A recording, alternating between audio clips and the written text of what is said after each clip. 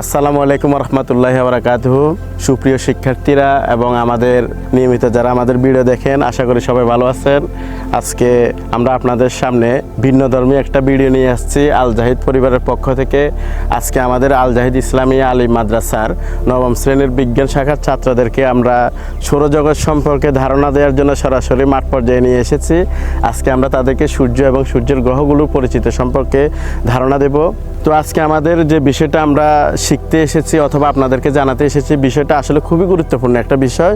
মহাকাশ, মহাজগৎ, সৌরজগৎ এই সম্পর্কে মানুষের জানার এবং কৌতূহলের শেষ নেই। পৃথিবীর শুরু থেকে আমাদের যারা মহাকাশ নিয়ে, সৌরজগৎ নিয়ে গবেষণা করছেন, তারা অনেক পরিশ্রমের মাধ্যমে, অনেক গবেষণার মাধ্যমে অনেক তথ্য আবিষ্কার করেছে। সেই তথ্যের আলোকে আজকে আমরা আপনাদের সামনে কিছু তথ্য উপস্থাপন করতে যাচ্ছি আমাদের বিজ্ঞান ছাত্রদের নিয়ে। তারা আমাদের সাথে আজকে স্বতঃস্ফূর্তভাবে অংশগ্রহণ করেছে, সেজন্য তাদেরকে প্রথমে আমি আমার পক্ষ থেকে এবং আমার আল জাহিদ ইসলামিয়া মাদ্রাসার পরিবারের পক্ষ থেকে জানাই আন্তরিক অভিনন্দন এবং শুভেচ্ছা। আশা করি সবাই আমাদের সাথে প্রথম থেকে শেষ পর্যন্ত পুরো ভিডিওটা ভালোভাবে দেখবেন এবং এখান থেকে অনেক কিছু আপনারা জানার চেষ্টা করবেন। সো আমাদের টপিকটা আজকে শুরু করা যাক, সবাই আমাদের সাথে থাকবেন। সূর্যকে কেন্দ্র করে যেসব গ্রহ, উপগ্রহ ও অন্যান্য মহাজাগতিক বস্তু নির্দিষ্ট কক্ষপথে ঘুরছে সেটি সৌরজগৎ। সৌরজগতে মোট 8টি গ্রহ রয়েছে।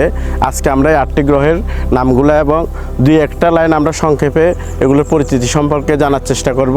প্রথমে আমরা দেখি এই যে সূর্য, সূর্যকে কেন্দ্র করে 8টি গ্রহ তাদের নির্দিষ্ট কক্ষপথে ঘুরতেছে। সূর্যের একেবারে নিকটবর্তী গ্রহটা হচ্ছে মার্কারি, বুধ, এরপরের গ্রহটা হচ্ছে ভেনাস, শুক্র, এরপর হচ্ছে আর্থ হচ্ছে পৃথিবী। পৃথিবীতে আমরা বসবাস করি।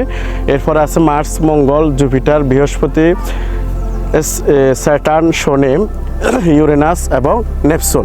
পৃথিবী হচ্ছে একমাত্র সূর্যের গ্রহ, সূর্যকে কেন্দ্র করে যেসব গ্রহগুলো ঘূর্ণয়মান, সবগুলোর ভিতরে পৃথিবী হচ্ছে বসবাসের প্রধান উপযোগী একটি জায়গা। সূর্য এবং পৃথিবী, সূর্য থেকে পৃথিবীর দূরত্ব প্রায় 15 কোটি কিলোমিটার এবং আয়তনে সূর্য পৃথিবী থেকে প্রায় 13 লক্ষ গুণ বড়, অর্থাৎ 13 লক্ষটা পৃথিবীর সমান। আমরা এই সূর্যের ভিতরে অনায়াসে ডুবে যেতে পারে। সূর্য থেকে পৃথিবীতে আলো আসতে প্রায় সময় লাগে 8 মিনিট 32 সেকেন্ড। সূর্য হচ্ছে এই শক্তির প্রধান উৎস।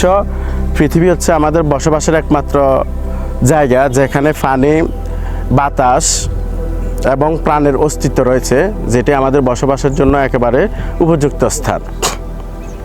এরপর আমরা বাকি যে বিভিন্ন আরও 7টি গ্রহ আছে সেগুলো সম্পর্কে আমরা এখন সবগুলো দুই একটা লাইন সংক্ষেপে পরিচয় দেব। শিক্ষার্থীরা, তো আজকে আমাদের সৌরজগৎ সম্পর্কে জানা জরুরি কেন এই বিষয়ে আমরা একটু বলে রাখি। প্রথমত আমরা বুঝতে পারি পৃথিবী কোথায় অবস্থান করছে, অর্থাৎ সূর্য থেকে পৃথিবী কত দূরত্বে অবস্থান করছে এবং পৃথিবীর অবস্থান কোথায়, এটা আমরা সৌরজগৎ পরিস্থিতি থেকে সহজেই বুঝতে পারি। এবং পৃথিবীতে দিন এবং রাত এবং ঋতুর পরিবর্তন কিভাবে হয়, কেন হয়, এটা আমরা সৌরজগতের ব্যাখ্যা থেকে জানতে পারি। তৃতীয়ত, সৌরজগৎ সম্পর্কে জানার সবচেয়ে যে বিষয়টি গুরুত্বপূর্ণ সেটি হচ্ছে মহাকাশ সম্পর্কে কৌতূহল ও বিজ্ঞান মনস্কতা তৈরি হয়। এরপর হচ্ছে ভবিষ্যতে মহাকাশ গবেষণায় আগ্রহ জন্মায়। আকার ও দূরত্ব, সূর্য পৃথিবীর চেয়ে 109 গুণ বড় ব্যাসে। সূর্যের ভেতরে প্রায় 13 লক্ষ পৃথিবী ধরে যেতে পারে। পৃথিবী একটি মাঝারি আকারের গ্রহ যেখানে আমরা বসবাস করি। সূর্য থেকে পৃথিবীর গড় দূরত্ব প্রায় 15 কোটি কিলোমিটার। আলো আসতে সময় লাগে 8 মিনিট 32 সেকেন্ড প্রায়। সূর্যের সবচাইতে নিকটতম গ্রহটি হচ্ছে বুধ। বুধ সম্পর্কে আমরা যে তথ্যটি আমাদের কাছে আছে সেটি হচ্ছে সূর্যের সবচেয়ে কাছের ও সবচেয়ে ছোট গ্রহ হচ্ছে বুধ। এখানে দিন খুব গরম আর রাত খুব ঠান্ডা, অর্থাৎ দিনের বেলা সেখানে অতিরিক্ত গরম পড়ে এবং রাতের বেলা একেবারে অতিরিক্ত ঠান্ডা পড়ে। এরপরের গ্রহটা হচ্ছে শুক্র, সবচেয়ে উজ্জ্বল গ্রহ, যেটিকে একেবারে দূর থেকে উজ্জ্বল চকচকে দেখায় এবং ঘন গ্যাসের কারণে এটি সবচেয়ে গরম গ্রহ। পৃথিবী আমাদের বাসস্থান। এখানে পানি, বাতাস ও প্রাণ আছে, প্রাণের অস্তিত্ব আছে। যেখানে পানি আছে সেখানে প্রাণের অস্তিত্ব আছে, যেখানে বাতাস আছে সেখানে প্রাণের অস্তিত্ব আছে। অন্যান্য গ্রহগুলোতে আমরা প্রাণের অস্তিত্ব খুঁজে পাই না, সেখানে প্রথমত পানি এবং বাতাস নেই। এরপরে গ্রহটা হচ্ছে মঙ্গল, লাল গ্রহ নামে পরিচিত। মঙ্গল গ্রহটা লাল গ্রহ নামে পরিচিত। ভবিষ্যতে মানুষ বসবাসের সম্ভাবনা আছে, অর্থাৎ বিজ্ঞানীরা সেরকম একটা গবেষণা চালিয়ে যাচ্ছে ভবিষ্যতে মঙ্গলে যেন মানুষ বসবাস করতে পারে। মানুষের বসবাসের উপযোগী হওয়ার যদি সম্ভাবনা থাকে সেখানে মানুষ অতি শীঘ্র বসবাস করতে পারে। এরপরে বৃহস্পতি, সৌরজগতের সবচেয়ে বড় গ্রহ হচ্ছে বৃহস্পতি। সৌরজগতের সবচেয়ে বড় গ্রহ, এর অনেক উপগ্রহ আছে। যেমন আমাদের পৃথিবীর একমাত্র উপগ্রহ হচ্ছে চাঁদ, আর কোনো উপগ্রহ নেই। কিন্তু বৃহস্পতি, জুপিটার, এটার অনেকগুলো উপগ্রহ রয়েছে। শনি, যাকে আমরা ইংলিশে স্যাটার্ন বলি, 4-5 সুন্দর বলয় রয়েছে, আকারে দ্বিতীয় বৃহত্তম গ্রহ। অর্থাৎ বৃহস্পতি পরে যে গ্রহটা সবচাইতে বেশি বড় সেটি হচ্ছে শনি। ইউরেনাস, এটি ফার্স্ট স্পিডে ঘোরে, খুব ঠান্ডা গ্রহ। এই গ্রহটা একেবারেই ঠান্ডা।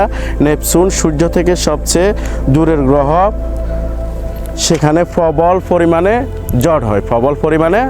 ঝড় হয়। এই ছিল আমাদের আজকের সৌরজগৎ এবং সৌরজগতের গ্রহগুলো সম্পর্কে সংক্ষেপে পরিচিতি। আশা করি আমার শিক্ষার্থীরা সবাই ভালোভাবে বুঝতে পেরেছ। তোমরা এখান থেকে আমি আশা রাখবো তোমরা মহাকাশ সম্পর্কে এবং পৃথিবী এবং সূর্য নিয়ে আমাদের আসলে জানার কৌতূহল এবং জানার আগ্রহ থেকে আমাদের অনেক কিছু জানা হয়েছে, এবং আমরা চেষ্টা করব আরও বেশি করে জানার জন্য।